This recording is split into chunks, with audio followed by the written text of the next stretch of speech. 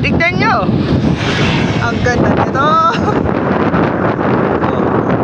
May nakikita ka. Ayan o.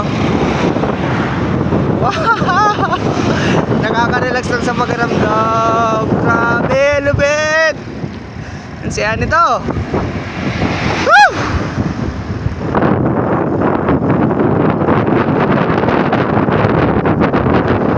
Well, hindi pa ito yung hindi pa ito yung Patapat Bridge. May isang bayan pa bago tayo makarating doon. Yun yung bayan ng Monkey.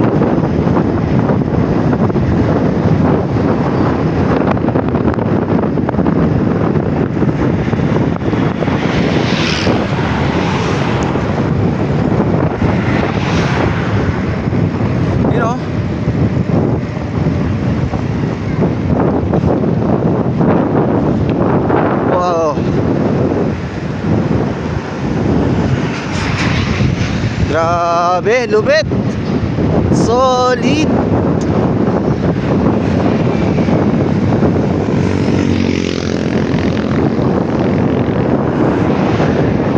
So sana parata yung bisikleta ko dito para mag pictorial, pero meron pang iba.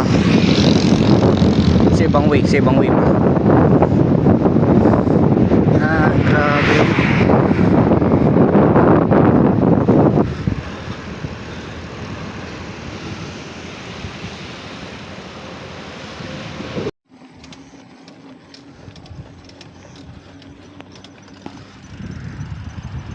Yun o, Kapurpurawan. So ito na naman yung isang namang pasyalan rito sa may bayan ng Burgos, Ilocos Norte, ang Kapurpurawan Rock Formation. So dito yung daanan. Yan.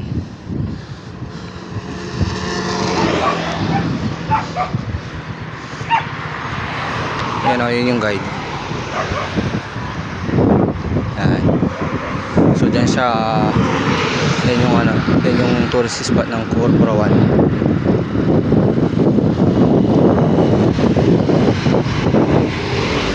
Di bale, pati rin yun na pasyalan ko na rin yan, yung Kapurpurawan.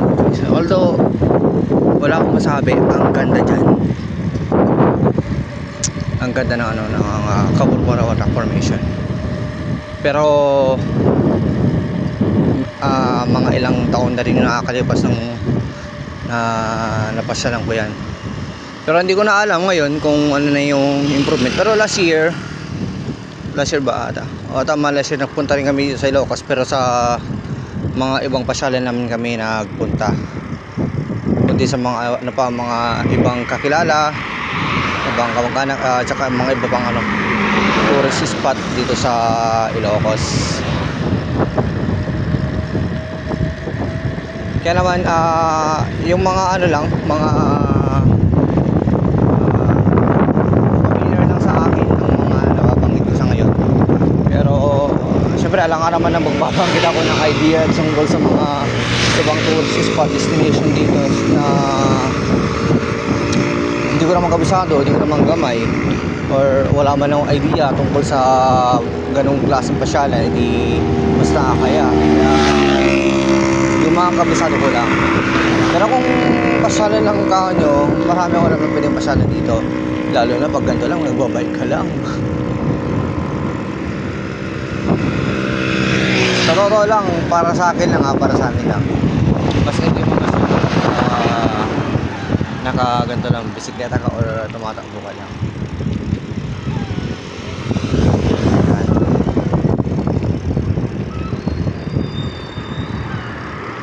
Bale, medyo mahaba-habang padyakan pa to, pero padapit hapon na rin din ninyo. Kaya naman hindi ko alam kung maaabot ko pa yung ng medyo maliwanag pa. Kung medyo maliwanag pa, all goods pa rin. Tingin ko may kalayuan pa talaga yun kasi isang bayan pa. Wala pa akong mismong town proper ng Burgos. Di bali meron pa itong 2.5 kilometers hanggang sa ano, hanggang sa town proper.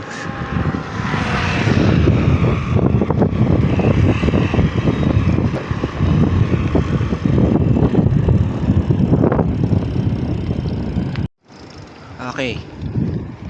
Time check and time update. It is exactly 6 p.m. in the evening. Yun nga lang, kakalagpas pa lang natin sa ano, sa bayan ng Burgos. Then doon sa last kilometer post na nakita ko ay meron ba akong 15 kilometro papunta sa bayan ng Bangi para marating natin yung town proper ng Bangi, Ilocos Norte. So sa ngayon, dito pa lang sa area na to, meron ako ng mga nakikitang mga windmills. Pero yun nga lang, hindi ko alam kung ayun o isa. Hindi ko alam kung dun sa parang pinaka main view nito ay may papasilip or may papakita ko sa inyo yung mga iba pang windmills. Kasi ganito na ganda na yung oras, pero hoping na maliwanag. Pero yun nga lang, ang hindi ko lang makakuha sa ngayon, hindi ko lang ma-assure kung doon ba sa may Patapat Bridge dun sa Pagudpud ay kung may papakita ko pa rin ba siya ng maliwanag. Kasi ganito na, gabi na, madilim na. Ako naman, how sad. Pero kahit pa paano, at least yung ano, yung main target ko, at least karating ako ng Cagayan. Pero hindi ko alam kung hanggang saan sa Cagayan. Basta yun yung main target ko within the day.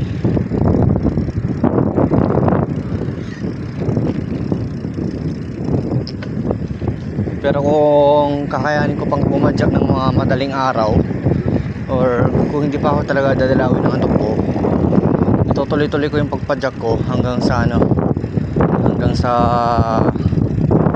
dito, hanggang sa antukin ako.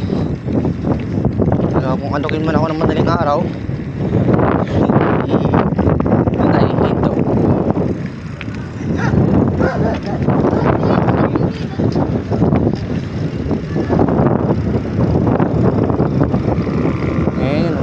Dilim na.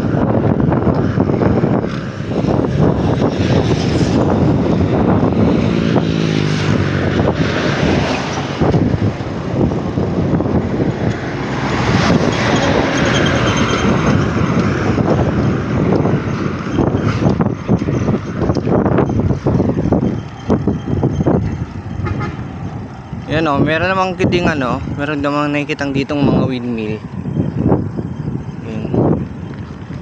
Sana nakikita nyo sa camera. Ibali dito yan, located ang Bangi windmills dito sa ano, dito sa may Bangi, Ilocos Norte. Pagkabasok nyo pa lang sa ano, dito sa bayan ng Bangi, makikita nyo na yan, itong mga windmills. Pero I think sa ano, yung pababa dito, pag galing ka sa probinsya ng Cagayan, makikita mo na itong mga to pero nasa upper part ka kasi, kaya makikita mo yung ibang windmill.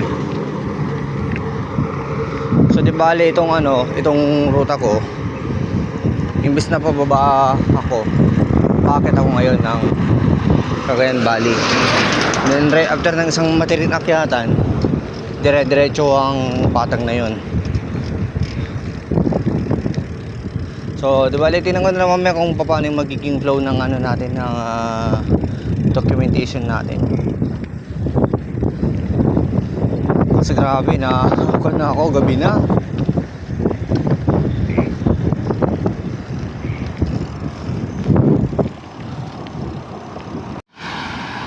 Grabe, ang ganda din pala ano.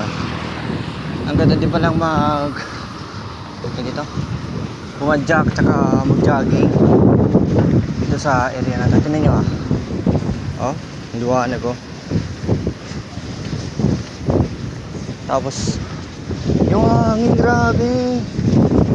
Sarap. Tapos ito yung arko ng Banggi. Yun o. Banggi.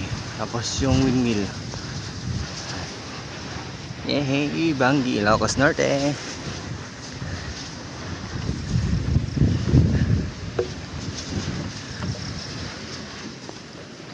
Grabe oh. Ilocos Norte, grabe, ang ganda. Ang liwanag oh.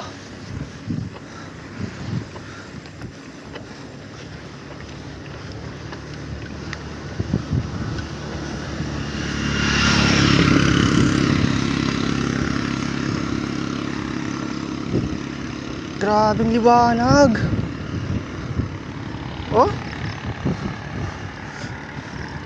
Anyway, yung kulay pala ng ilaw is yellow. Ngayon kung titingnan sa camera, parang white pero yellow talaga siya. Yellowish siya sa camera na kung titingnan mo is parang kulay white talaga. Pero yung kulay niya is yellow. Kulay yellow yung yung ilaw.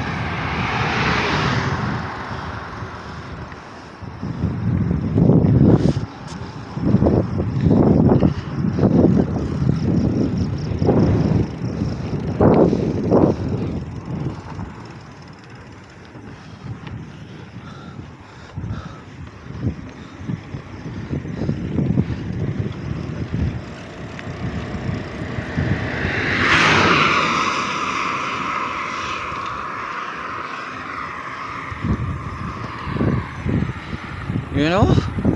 Grabe, parang gusto kong mag-jogging. Parang gusto kong lang din maglakad-lakad lang dito. Grabe, ang ganda talaga. Tsaka tingnan mo, may nakatambay lang dyan oh. Ay hindi, pasero ata.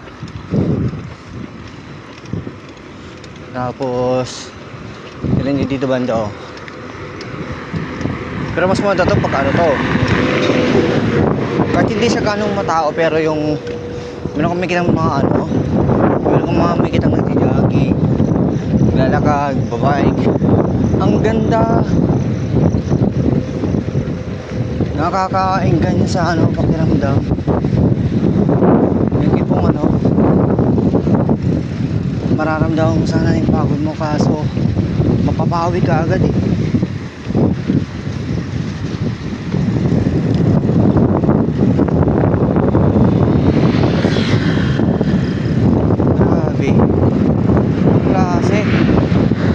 Baka din siguro sa ano, sa baba nito. Actually, ito din yung first time ko na ano, na napadaan ako sa Ilocos Norte ng gabi. Maliban sa ano maliban sa pagbiyahe. Kasi pag sa pagbiyahe, lalo na pag night trip, makakatulog ko talaga.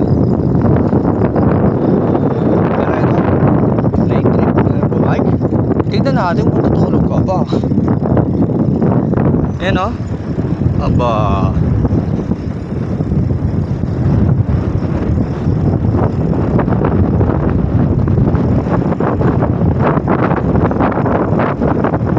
Tsaka ito dito pa ang maganda dito sa may parte ng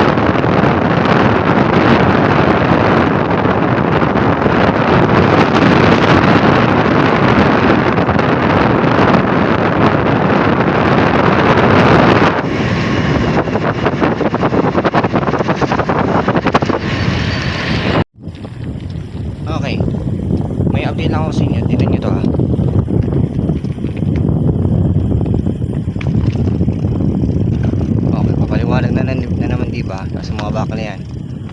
Kaya naman pala kanina, ala, bilang check route ako.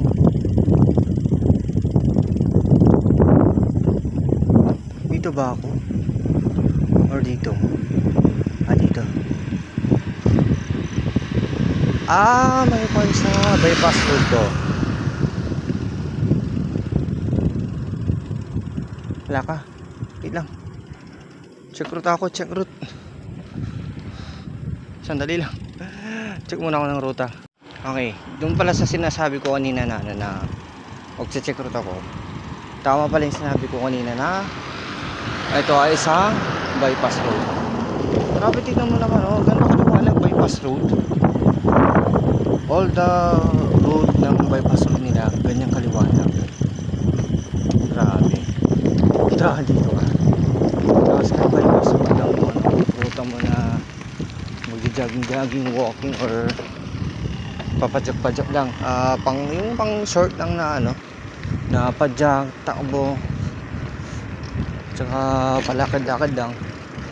All goods na yun.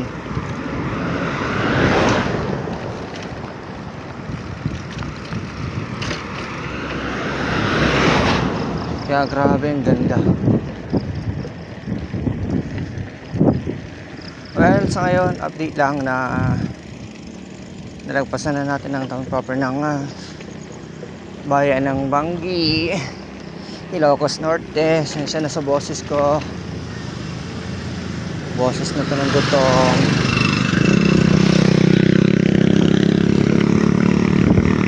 Although marami din naman akong kinain kanina bago ako umalis dun sa bahay ng mga kamag-anak ko. Pero yun nga, pagka pagod, pagka nagkakaroon na naman yung energy na kinain mo, siyempre unti-unti na naman mawawala. Tsaka medyo mahaba na rin yung napadyak ko sa ngayon. Halos sabot naman tayo ng ng 60 to 70 kilometers. Sa ayun sa magmula kanina hindi mga bandang 3 PM, basta around 3 PM, ranging tayo ng 60 to 70 kilometers hanggang sa boundary ng Ilocos Norte to Cagayan Valley. Kaya ko nga parang pa to parang pangkanta ko na 60 to 70, which is ang tama. It was been range on 70 to 80. Yan ang mas sa tingin ko lang sa tingin ko lang.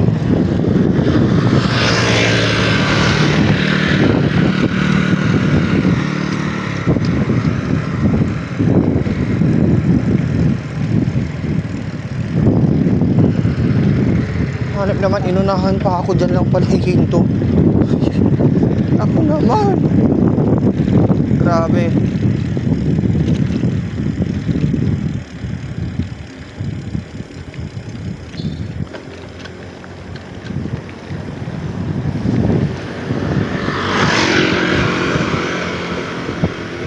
Okay, let us see kung ano nang dito, kung ano nang madadaanan natin. Ano na kaya to?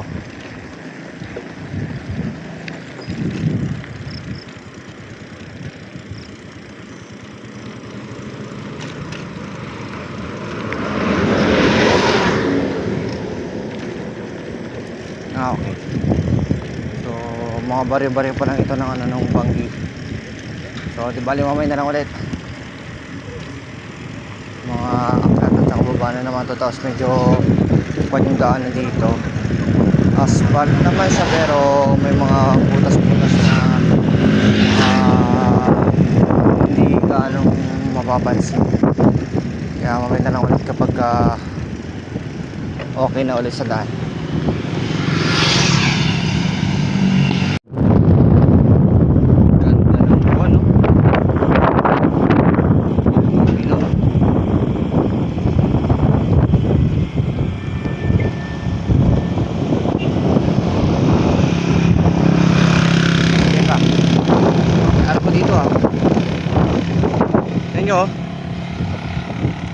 Arko, oh.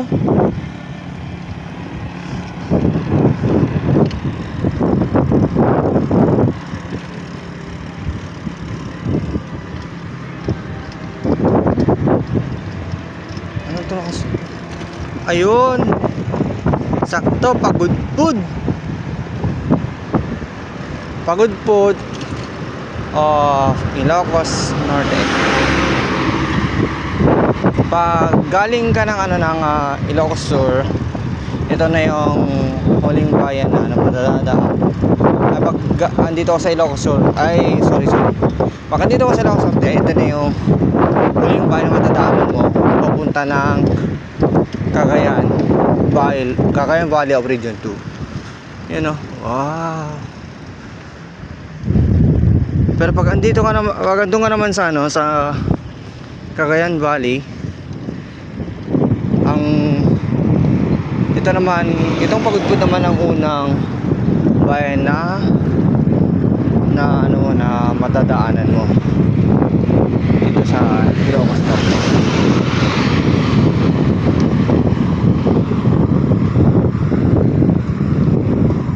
Wow, ang ganda rin, oh, ang liwanag din.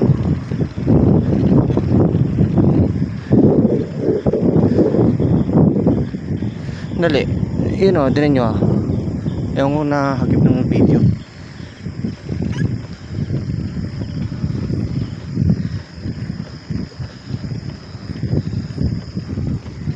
Ay, paakyat.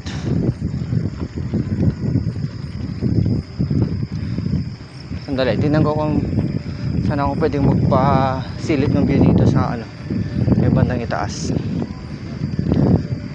Kasi nasa bandang itaas na tayo, eh.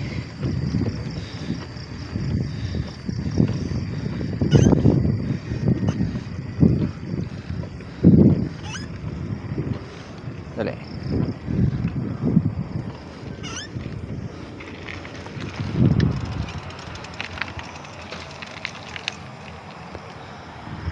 Oh, grabe. Well, di ko alam kung saan patungo yung lugar na yan. Siguro baka baka Cagayan or I don't have an idea. Wala akong idea kung saan yun. Pero grabe, oh. You're in Pagudpud. Please do not litter. Municipal Ordinance 2008-18 penalty. Ayan. Oh, huwag ako magtatapon ng basura dito.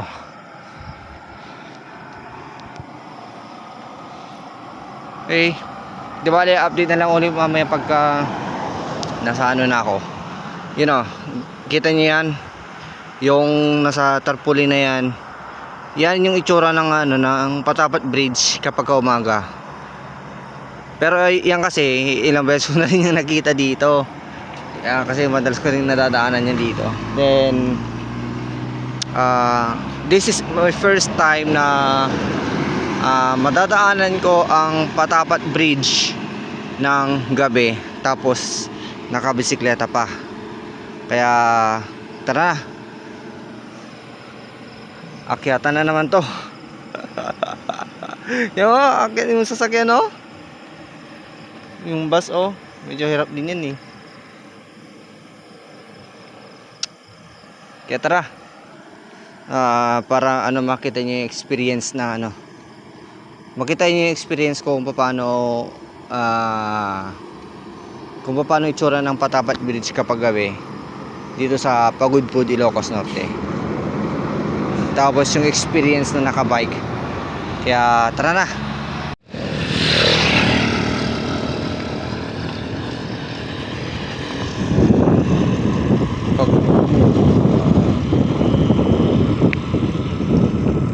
So dito, yan yung packet na yan, diyan papunta yung municipal hall nila. And doon din sa sa town proper nila. So sa ngayon, hindi ko alam kung ano na ito.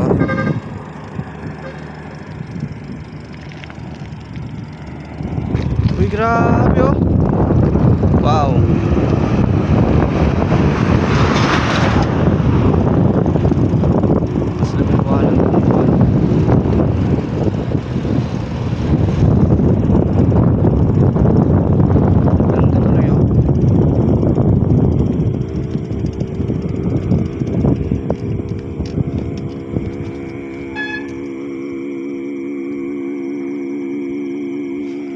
Grabe, ang gandang pagmasdan ng buwan, oh. Ang cute.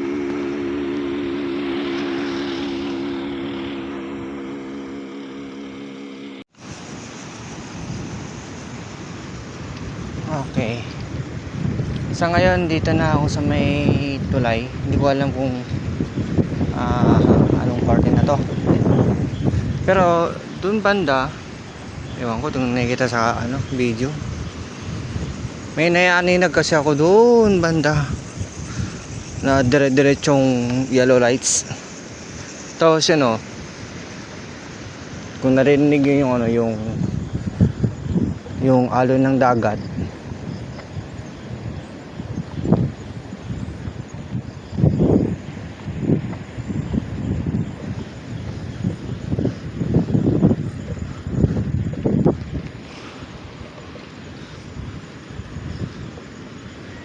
Tapos ito, tulay din.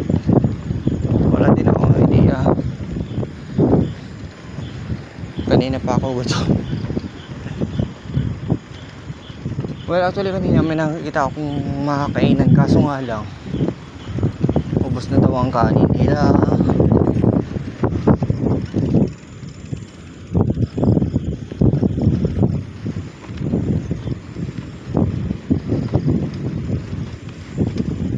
Well, sa totoo lang, kahit na halimbawa naka-off yung lights itong video ko, nakikita ko pa rin yung daanan.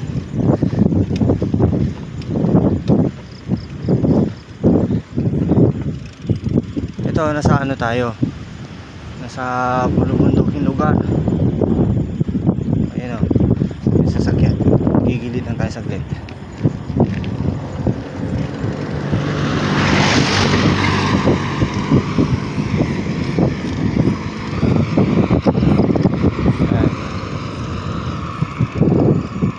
Pero sa tingin ko, malapit naman ako sa Patapat Bridge.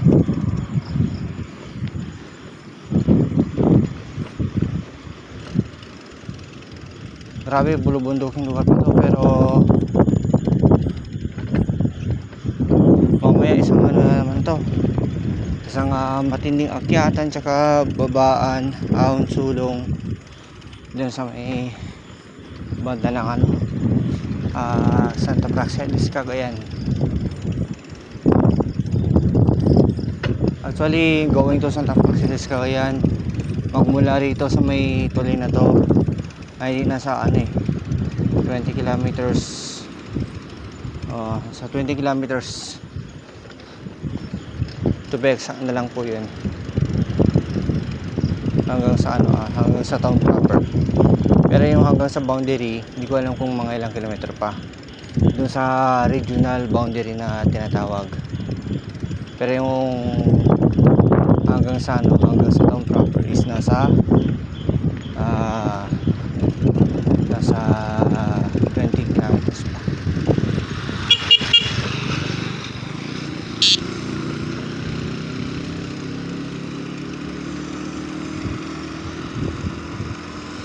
Sige, mamaya na lang ulit pagka natanaw ko na yun talaga yung tulay.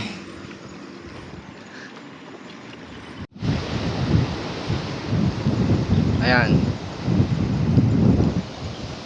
kung mapapansin nyo, hindi lang, open ko na lang yung lights ko, yung lights ng bike. So ito na siya. So andun pala,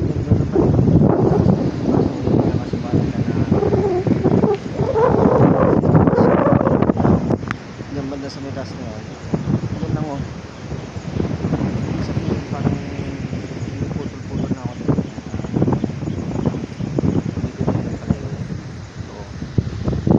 Ngayon, ganito pala ang itsura ng Patapat Bridge pagka gabi. So ibig sabihin wala pa siyang ilaw, and dito ganito pa rin, mas maganda pa rin talaga ang view niya kapag umaga. Pero dahil sa andito na tayo, let me experience this na madaanan tong itong Patapat Bridge for the first time in my whole life ng gabi. At siyempre kasama tong tong aking bisikleta. Kaya let's go.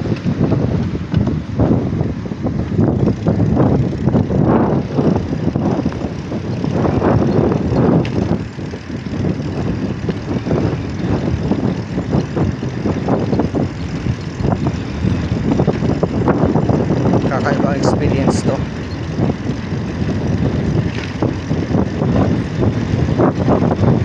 You will expect na ito na pala yung Patapat Bridge.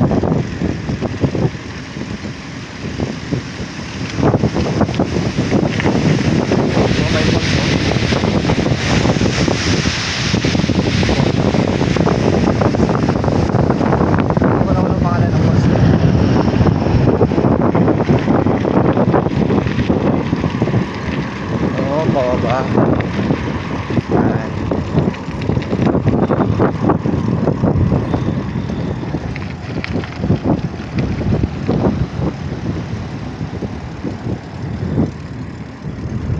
Kaya kung gusto niyo eto, hindi ako nagsisising dito. Daan ako ng Patapat Bridge ng gabi kasi madalas pagka vacation or something wala kami doon. Lagi ko na itong nakikita, pero this is for the first time talaga na madadaanan ko ito ng gabi. Yung nga lang, hindi lang kasing gano'ng kalakasan yung yung ilaw ko sa bisikleta.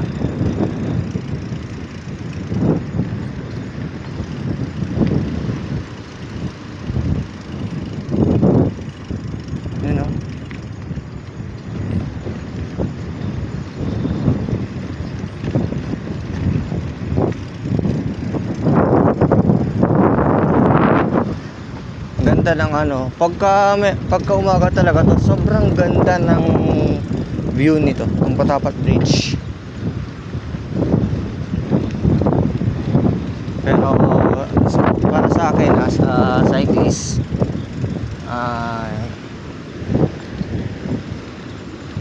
kahit na alam ko mahina yung ilaw na gamit, pero sobrang na-appreciate ko pa rin yung ganda nitong bridge na to. Grabe as in talaga, nagaganda talaga ako. Sobrang nakaka-amaze. Kaya grabe, ibang klaseng experience to. Speechless na lang ako. Meron pa rin mga yung biyahe kahit gabi. Ako sa lubong pa rin yun kahit to puro light rides, ganyan.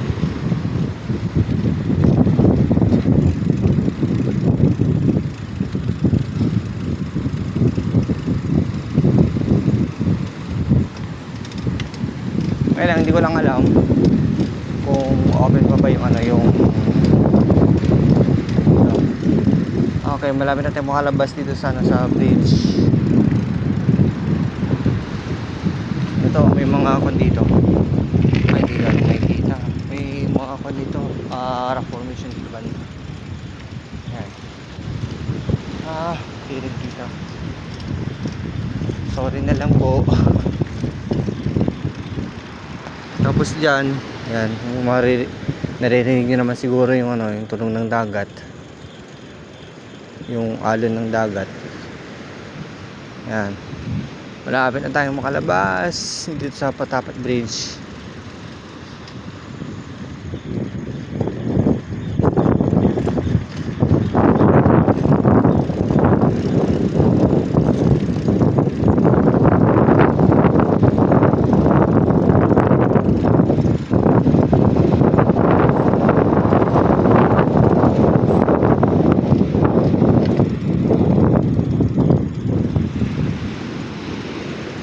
Papakita ko sa inyo na yung proof na Patapat Bridge to.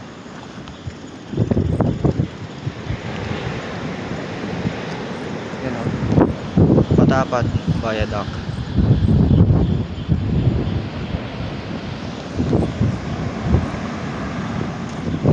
Ayan. So nakain na tayo dito sa Patapon Beach. Ayan. Sa wakas, thank you Lord. Yan ang arko ng ano,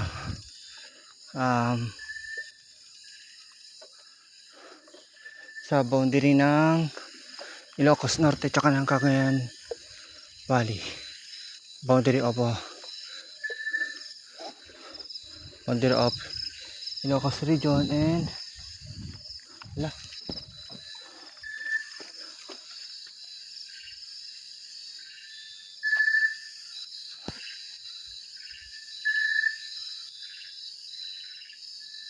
Nangyari kaya dito?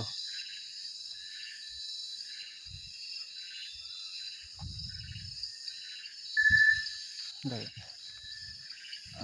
Change position lang ako.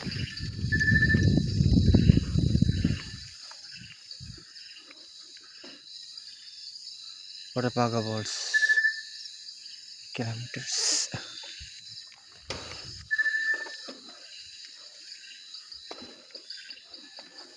Lang. Try ko lang tutok. Yun o.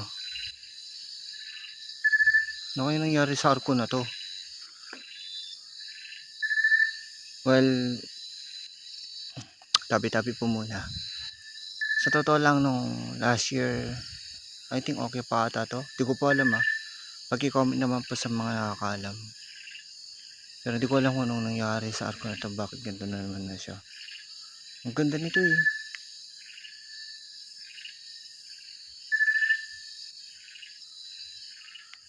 Pero anyway, thanks God kasi dito na ako sa region 2 to the province of Cagayan.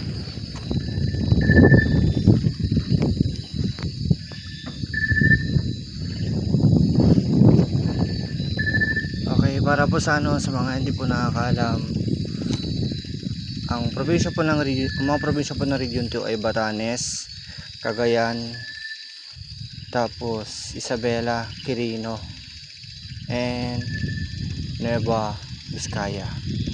So yan po yung mga probinsya po ng region 2.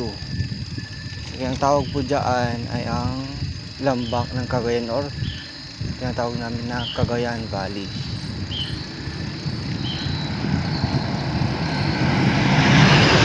Okay. Uwi lang, bababa to, focus muna sa rides para mas okay, para safety tayo.